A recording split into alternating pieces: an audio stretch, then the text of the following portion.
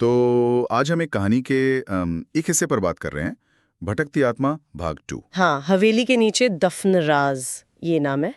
लगता है किसी रहस्यमय कहानी का अगला भाग है ये। बिल्कुल। पिछला भाग हमने देखा नहीं, पर ये वाला हिस्सा बिरवा गांव और वहां की एक पुरानी हवेली पर फोकस करता है। और कहानी शुरू होती है रमेश नाम के एक आदमी से जो हवेली में रहता है। अच्छा। लेकिन दिक्कत यह है कि वो एकदम बदल गया है, बिल्कुल खामोश। खामोश मतलब ना हंसता है, न बोलता है, और रात में उसके कमरे से अजीब अजीब सी आवाजें आती हैं, ऐसा गांव वाले कहते हैं। ओह, ये तो क्लासिक हॉरर सेटअप लग रहा है। हवेली, रहस्यमय, खामोशी, रात की आवाजें। हाँ, और गांव वालों को पहले से लगता है कि उस हवेली के नीचे कुछ कुछ राज दफन है, कुछ गड़बड़ है। तो ये रमेश का बदलना उस शक को और गहरा कर देता होगा। जाहिर है। तो चलिए देखते हैं इस भाग में क्या खुलता है। ये जो चुप्पी और आवाजें हैं ना, ये कहानी कहने का एक बहुत पुराना तरीका है। मतलब डर पैदा करने का। सही।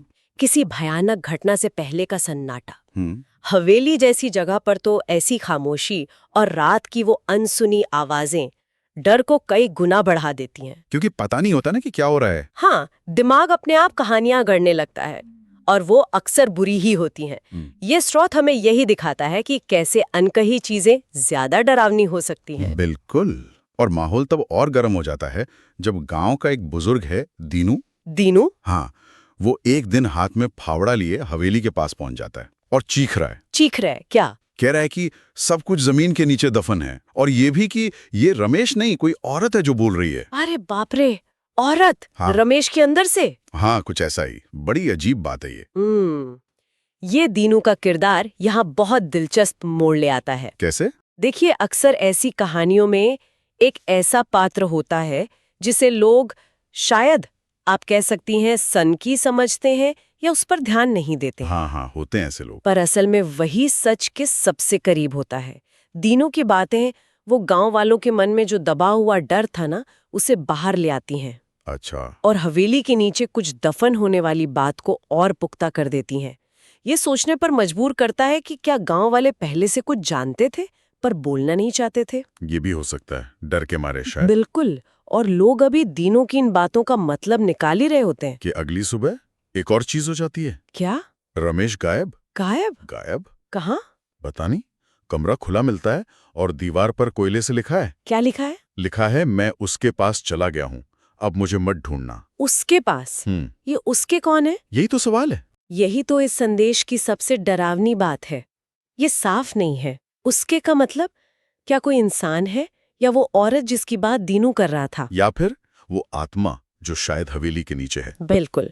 ये संदेश सीधा सीधा रमेश के उस अजीब बर्ताव और दीनू की चेतावनी को उस अनदेखे खतरे से जोड़ देता है। ये पढ़ने वाले या सुनने वाले के मन में गहरी चिंता छोड़ जाता है। रमेश आखिर गया कहाँ, और क्या वो अपनी मर्जी से गया या उसे ले जाया गया? तो अगर हम इस कहानी के हिस्से को देखें, रमेश की वो रहस्यमय चुप्पी, हाँ, फिर दीनू की वो डरावनी चेतावनी, फिर रमेश का गायब हो जाना, और दीवार पर वो अजीब संदेश, और अंत में वो किंवदंती जिसका जिक्र है। हाँ, कि कुछ लोग मानते हैं कि रमेश शायद हवेली के नीचे ही है, उसी आत्मा के साथ। और कभी-कभी जमीन से दो आवाजें आती हैं, एक मर्द की, एक औरत की। ये तो कहानी को और भी उलझा देता है। मतलब वो दोनों नीचे है। देखिए, ये हिस्सा कहानी को एक ऐसे मोड़ पर छोड़ता है जहां कुछ भी साफ नहीं है। एक अनसुलझा रहस्य।